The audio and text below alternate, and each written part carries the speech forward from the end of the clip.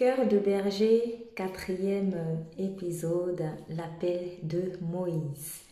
Bonjour et bienvenue à l'église Jésus-Christ, Roi des Nations, pour ce nouveau résumé de message de culte du 27 novembre 2022.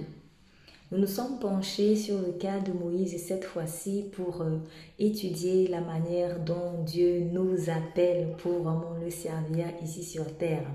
Et au milieu de toutes les questions que vous pouvez vous poser, il y a deux éléments qui pourront vous aider éventuellement à comprendre ce à quoi Dieu vous appelle concrètement.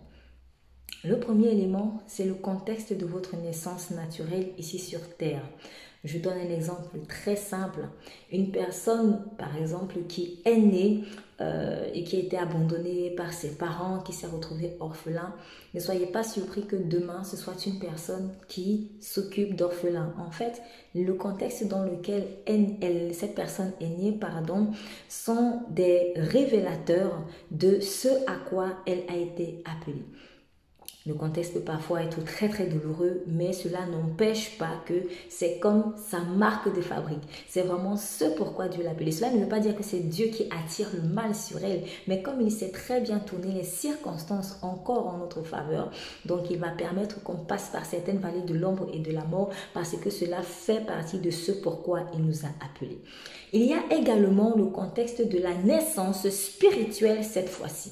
La manière dont Dieu se révèle à vous est le reflet de la manière dont il s'attend à ce que vous le serviez. Par exemple, si Jésus-Christ vous apparaît sous la forme d'une grande lumière, sachez qu'il y a de fortes chances, il y a une grande probabilité que c'est parce qu'il veut vous utiliser à votre tour comme une lumière pour les autres. Je prends l'exemple de l'apôtre Paul qui, lorsqu'il a rencontré le Seigneur Jésus, c'était dans le cadre vraiment de sa poursuite, de la persécution qu'il était en train de livrer contre les chrétiens.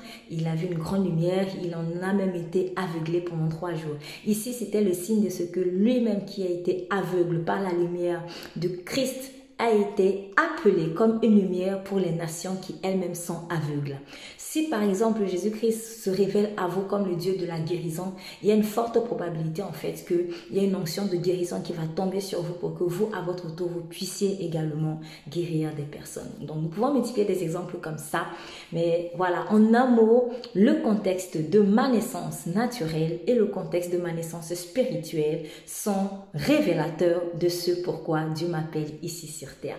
Je vous invite à écouter le message dans son intégralité et je prie que le Saint-Esprit puisse vraiment toucher vos cœurs, vous ouvrir les yeux pour savoir exactement ce pourquoi vous êtes né, ce pourquoi vous êtes ici-bas. N'oubliez pas, il vous aime énormément. Vous êtes bénis.